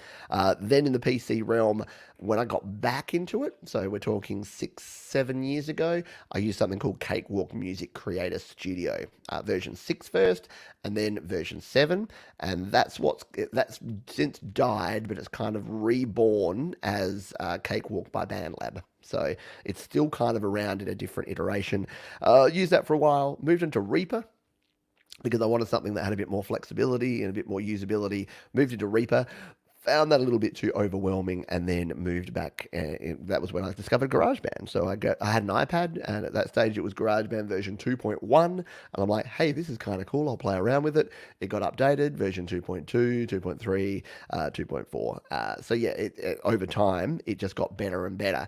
So it was still the same entry level, kind of easy to use, but the features and the benefits and the things got a lot better over time. So that was my kind of story, and here I am now in GarageBand. And by the way, the reason I started making videos about GarageBand on my iPhone and iPad is that I couldn't really find exactly the sort of videos I wanted. So as I was learning, I was literally just making a video. They're pretty crappy. Maybe we'll play one. Maybe that could be a fun treat for the end of this one. We'll play like one of my first videos here on the show. But yeah, I started making videos, and then yeah, the rest is history. And here we are now in 2020, making videos and using GarageBand. And from here, I don't know. I do want to check out Cubasis and Auria and a few other DAWs on my iPad. So that will hopefully be coming up soon in the next couple of months. Let's see what folks have to say here that they started out using. Let's see. We have so plastic used acid, Sony acid. Yes, I know a lot of folks who used acid back in the day. 1000 watts used GarageBand. There you go. iPad probably. Yeah. Jade says Tascam 4-track with my first physical DAW. Cool Edit on PC was the first software. Still have it on my laptop also. Now, is Cool Edit what actually became Pro Tools? Am I making that up? Was it Cool Edit that kind of evolved and then Avid got a hold of it and then it's Pro Tools? I thought it was. Could be totally wrong there. Um, wow, I shall vlog about my Sony Acid and Audacity with a karaoke mic. Thanks for the idea, Pete. Yeah, it's totally, it is cool to go back into this, and I should probably do some more videos exploring some of those earlier days. Good night to you, Richard. Thank you for being here, my friend. Sion says, first DAW software was FL Studio, the old Fruity Loops. But my first device was my sister's cell phone. She got mad when I deleted her messages to have enough space to make my music. An old Nokia phone. Very, very cool. SM Borthwick, Music 2000 on the PlayStation 1. I'd recorded in Pro Studios before then, though. Yeah, cool.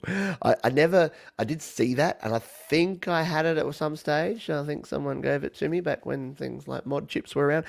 But yeah, I didn't really spend a lot of time with it back in those days. Jade says, yeah, I have it on my PlayStation emulator on my laptop. Very cool. Tom Rochelle, technically the first music software I used was called MIDI-Soft Recording Session. Came bundled with our Packard Bell in the 90s. Fruity Loops was the first I used seriously, though. Very, very cool. What have we got here? Tascam 4 tracks 2 here with a 144. Digitally, early version of Music Maker on the PC, and came back with GB on iPad about a year ago. Sounds very familiar. I think a lot of folks could just tick all those boxes and did very, very similar. Scott was on a Boss 4 track with a smart media card. I would say not serious until GarageBand on iOS much later on. Yeah, like that's the old standalone Boss and well, the other ones, the Zoom recorders. Like a lot of folks started out on those. Again, old digital recorders, but yeah, the old smart media cards, those things. Like my old keyboard has one of those, and I think it has a 16 megabyte smart card that just had some like MIDI loops and samples, and not samples, but like MIDI patterns on it that you could load into my keyboard, which I guess was another thing. Like that's sort of digital. Well, it is totally digital. Solar Rag, my first recording was done with those black tapes that had a cable sticking out from the corner with a 1/4 inch adapter on my keyboard plugged into a stereo in 1999. Very cool. Yeah, the tapes with a 1/4 inch adapter. Yep, I know those ones. Yeah, cool. That's very, very cool. Um, we'll see if we've got anyone else. Sion says a tip for me, check out Nano Studio. It's similar to GarageBand, except it doesn't have audio tracks, which to me is a good thing, as I can interrupt audio it via GarageBand. Yeah, I have heard Nano Studio is pretty cool as well. Cool Edit became Adobe Audition. There you go. Thank you. I knew it became something. I knew it had a history. I can't remember what Pro Tools was. I thought it was called something else too early on. Righty dokie. We've had another question. Question slip in here. I will answer this one from Greytoven after a short drinks break. I still need to do some sort of musical sting so that when I'm drinking, it's not just silent. Need to up the production value. To take a leaf out of Jade's book with my shows and do a bit more production. But I get too distracted. I get digitally distracted at the best of times. I figure if I do too many things, and that's why, again, I didn't want to do the Your Music Live today because I knew it wouldn't come out well because I'd be struggling. Yeah, how do you most effectively build your audience and gain traction? Now, grain of salt, caveat, warning up front here. I don't have, for my music, I haven't focused on the promotion side of things significantly. Clearly, I have a YouTube channel and Facebook groups, and I do promote things. I do promote my videos, and I do promote my YouTube channel. But the actual audio side, I haven't spent a lot of time on the promotion side. That being said, I can give a few generalized tips of what I see people doing that makes them successful versus what people are doing that are less successful. And the successful folks, when they're starting out, I've said this a bunch of times, but they're folks who engage with a bunch of people on a bunch of platforms. So when I first started sharing videos, what I saw some people doing, and the advice that I got early on was, don't be that person. Don't be that person that just goes into a bunch of Reddit forums, goes into a bunch of Facebook groups, and just goes bang, bang, bang, bang, bang. So it's the same with your music. I see folks do these things. They join the group one day, and then within about 10 minutes of them joining, they've got a post on there and it's their song with their link saying, hey, everyone, come check out my lit beat. It's off the charts. I don't know, whatever the young kids say. And they do that. Sorry, I don't mean to say young kids like I'm being talking down, but you know what I mean. You've been there, you've seen these things. So, yeah, that's not going to build engagement, because engagement is two-way. And what viewers, what listeners, what people are looking for in general, especially right now, is two-way conversations, two-way engagement with people. That's not enough anymore. Even for the biggest bands in the world, it's not enough anymore for them to do what they used to do, which is just disappear for 4 years and then pop back up and say, here's our new album, and then put their new album out, do a couple of Rolling Stone interviews, a couple of VH1 interviews, and then disappear for another 4 years. No, we need engagement now. We've got social media, we've got two-way engagement. So how can you do that? Well, what I like to suggest is getting involved with other people and their music. If you make it two-way by commenting other people's music, by engaging in forum posts, by being part of the Studio Live Today community, yes, that was a plug. But there's a bunch of different ways that you can actually get involved with people, and not only just be sharing your music. And you'll find that if you are the person that's engaging with a bunch of people on their social media posts, that you're not just pushing stuff out on Instagram to promote yourself, but you're going there and you're commenting on other people's posts and other people's music, it's going to create much more of a two-way, two-person conversation. And that's the biggest advice. I know that's very non-specific in terms of building your audience and gaining traction, but it is the best thing that I've noticed. And again, just things like responding to comments on YouTube videos, responding to comments on Facebook and Instagram. And I'm just at this cutoff point where I can't quite respond to every comment, and I'm starting to feel bad about it. But when I was starting out, I would respond to absolutely everything and everyone, because every time you do that, you're driving engagement. And you're driving engagement in two ways. You're driving the nice, natural human, let's be nice to people engagement, but you're also telling the social media platform that you're willing to engage. And the one thing that a social media platform won't do is push your post out into people's feeds if you're not actually doing anything with their feeds, because they know that there's no point for them doing that because you're not playing the game. Hopefully that helps you out a little bit. I know that was a bit of a vague sort of answer to the question, but it's definitely what's helped me out, and hopefully it'll help you out. But yeah, maybe I do need to focus more on the whole promotion side of music, because yeah, it's a question I do get a lot. A question here from Plastic: is Adobe Audition any good compared to the contemporaries? I haven't used Audition for a long time. I did use it a bit when I was doing video editing in Adobe Premiere, because it kind of talks and plays nicely in that whole Adobe framework, but I haven't used it in a while. I don't know many folks that use it for music, and I didn't find it super useful for music. It was good for audio production. It was good for like voiceover recording. I know a lot of voiceover artists use Adobe Audition, but I don't know that it's that great for music. Someone can actually tell me otherwise. Jade says Adobe Audition was probably the first actual recording software I used briefly in the 2000s. And yeah, Logic used to be PC only before Apple purchased it. The last version, Logic 5.5, still runs on Windows 10. Very, very cool. Gorgeous Moon. Hey, I'm editing videos on iMovie, but for some reason I can't download a video as it says it's downloading from iCloud. If I turn off optimized photos, I don't have any space on my iPad. Any tips? Yeah, so if it's pushed it to iCloud and it needs to download it, you need to make some space to get it back. So there's a few ways to get space on your iOS device. If only I had a video that showed you how to do that. Where is it? Oh no, that's not the right one. What is it? Free space. Let's search free space. I think it's this one. There we go.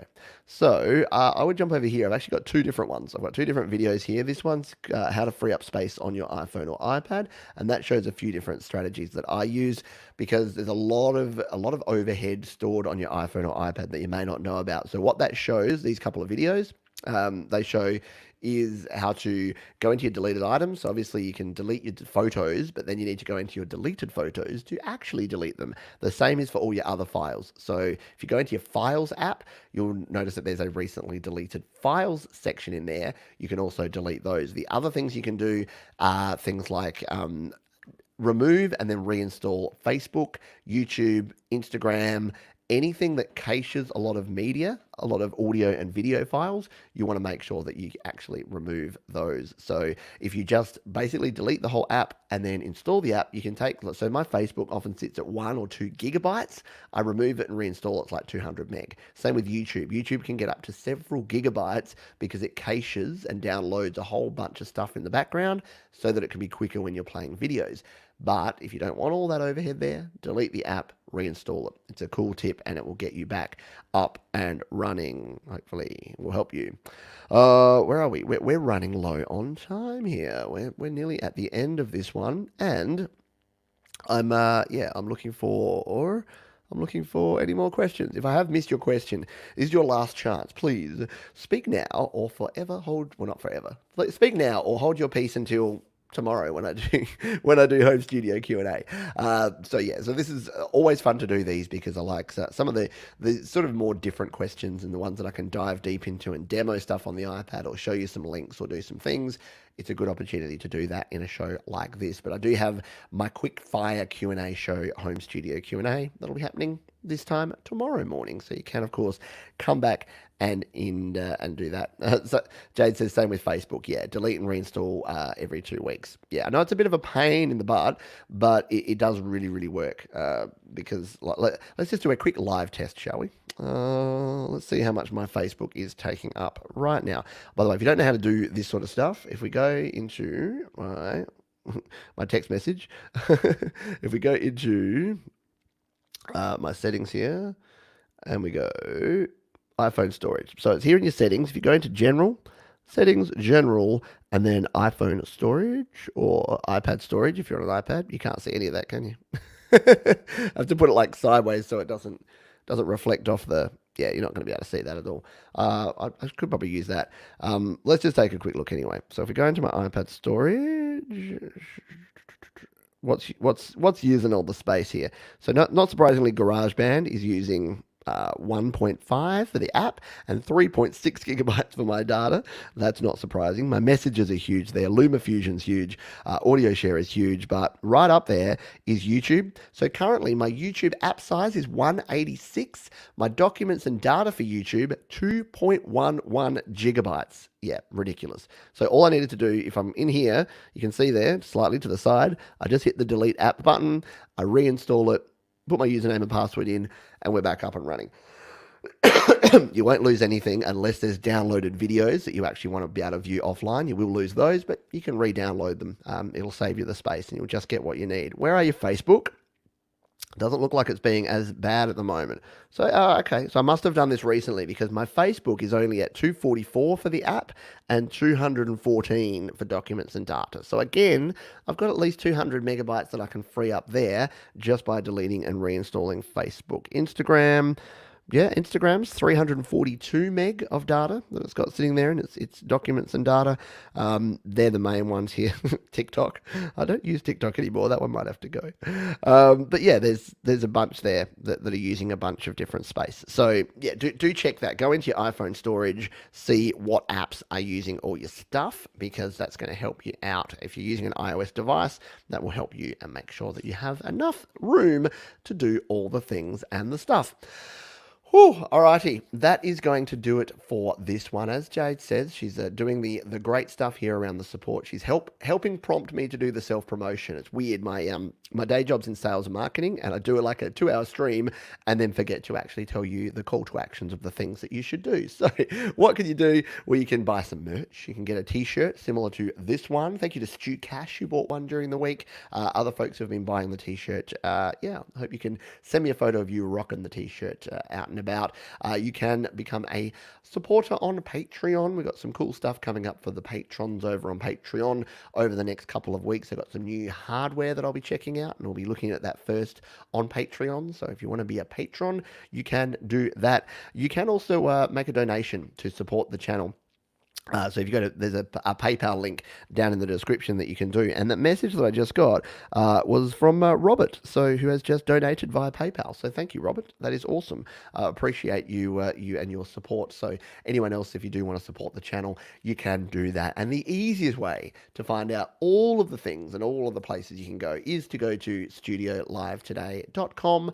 There you can check out all of these things: the gear guide, the Patreon link. Follow me on Facebook, Instagram, Twitter, all the places.